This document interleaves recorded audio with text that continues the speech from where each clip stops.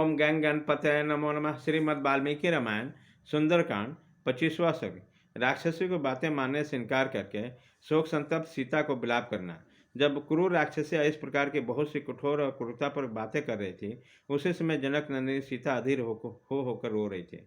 उन राक्षसियों के इस कहने पर अत्यंत भयभीत हुई मनुष्यनी विदेह कुमारी सीता नेत्रों से आंसू बहाते गदगद वाणी में बोली, राक्षसियों, मनुष्य का कंधा कभी राक्षस का भारिया नहीं हो सकता। तुम्हारा जी चाहे तो तुम सब लोग मिलकर मुझे खा जाओ, परंतु मैं तुम्हारी बात नहीं मानूंगी। राक्षसों के बीच में बैठी हुई देवकन्या के समान सुंदर सीती रावण के द्वारा धमकाए जाने के कारण शोक से आर्त होकर चैन नहीं पा रहे थे। जैसे वन में अपनी युद्धों से बिछड़ी हुई मृगु भेड़ियों से पीड़ित होकर भय के मारी काँप रही थी, उसी प्रकार सीता जोर जोर से काँप रही थी और इस तरह सिकुड़ी जा रही थी मानो अपने अंगों में ही समा जाएगी। उनका मनोरथ भंग हो गया था।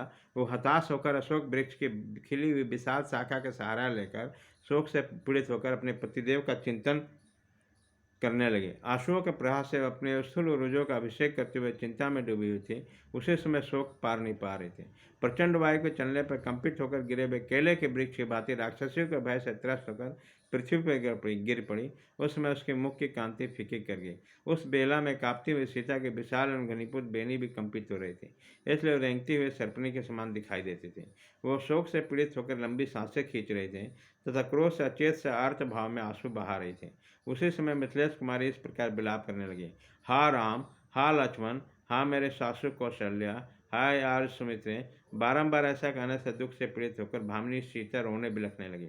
हाय, पंडितों ने लोकोक्ति ठीक ही कही है, किसी भी स्त्री या पुरुष को मृत्यु के बिना समय आय नहीं होती।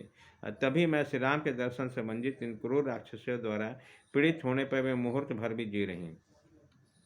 मैंने पूर्व जन्म में बहुत थोड़े पुण्य किए थे, इसलिए मैं उन दीन दशा में पड़कर मैं अनाथ की भांति मारी जाऊंगा। जैसा समुद्र के भीतर सामान से भरी हुई नौका वायु के वेग से आहत होकर डूब जाती है, उसी प्रकार मैं भी नष्ट हो जाऊंगे।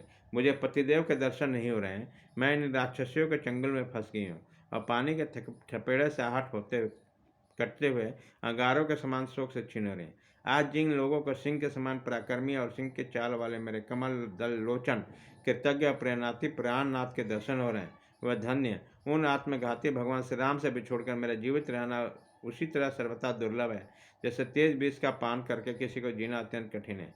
पता नहीं मैंने पूर्व जन्म में दूसरे शरीर से कैसा महान पाप किया जिससे ये अत्यंत कठोर घोर और महान दुख मुझे प्राप्त हुआ।